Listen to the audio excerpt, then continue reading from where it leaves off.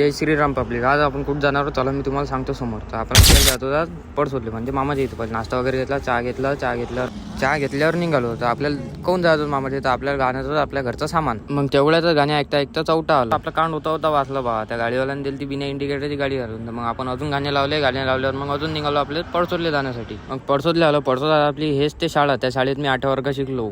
मग आपल्या मामाचं घर आणि गावातला चौक पाहिल्यावर प्रसन्न वाटलं. मग त्यात अण्णाची भेट घेतली आणि डायरेक्ट आलो दुकानात. थंड वगैरे पेलं तेवढंच. मग सामान भरल्यानंतर अण्णाच्या पाया लागले. अण्णाच्या पाया लागून अण्णाला म्हटलं येतो, म्हटलं बा काळजी घ्या.